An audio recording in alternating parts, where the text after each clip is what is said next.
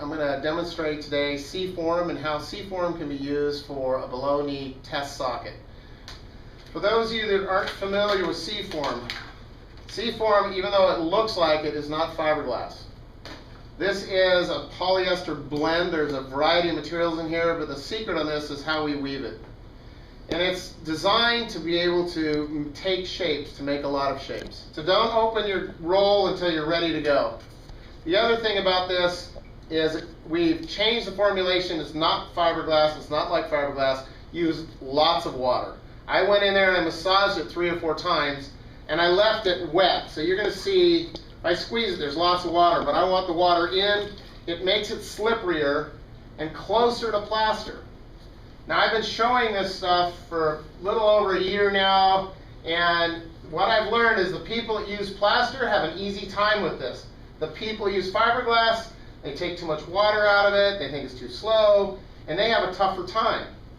So treat it like plaster, you won't have a problem. It's got to be very wet. The core has to be wet.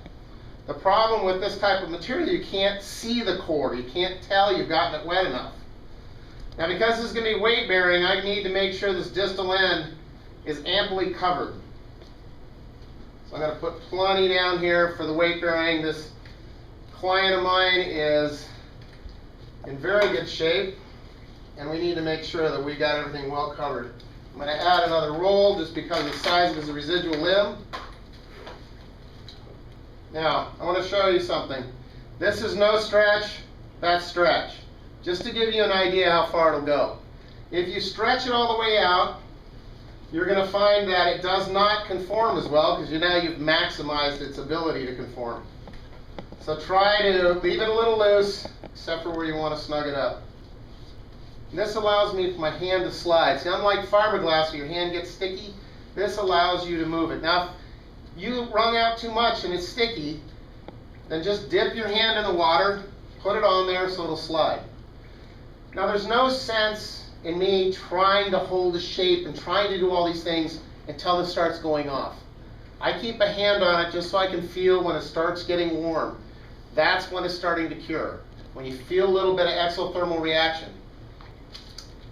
Now, get a little bit of Gertie's tubercle. He's got a pretty good stout Gertie's tubercle in there. Try to get a little confirmation on that. We're almost set up here. It's done. Just a couple seconds more and it'll be ready to take off. Then we're going to do, the next step is we're going to trim it out. Another nice feature of this material is we can heat form it. So I'm going to put a posterior radius on it. And then the last thing is we're going to connect the 3-prong onto the bottom of this so that we now have the ability to add a pylon and everything else.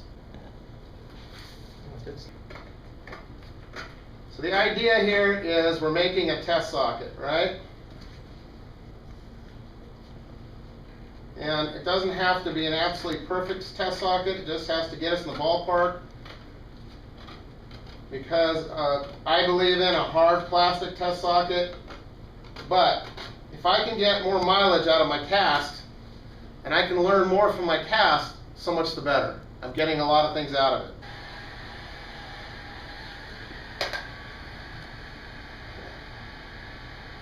Okay. Hopefully you can see the edge and see how it's shaped. You can see the color discoloration from trying to heat it up. So let's just give it a quick shot and see how loose we are. You bend your knee? Okay, I'm going to use a 3-prong because it gives me the largest surface area to take the force on this cast. So I'm going to use fiberglass now on the outside of this because I've contoured everything. I added an extra thick layer down below. I want to shape around and contour around that 3-prong. I want a good shape around it. I want a good lock on that thing. I don't want it moving around.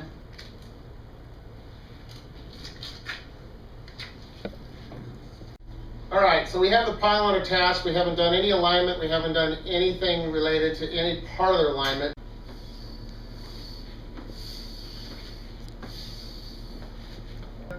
Now, there's one thing that you're probably thinking is missing, and that is suspension.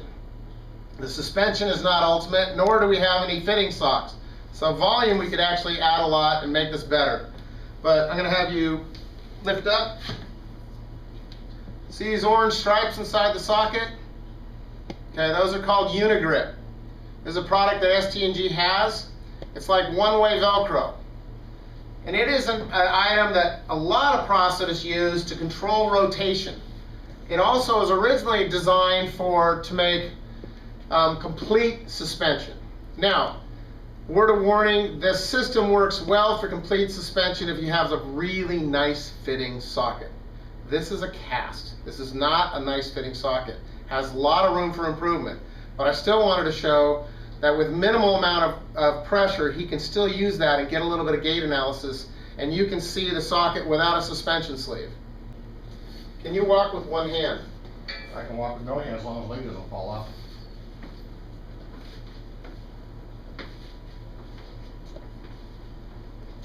Okay, that's great.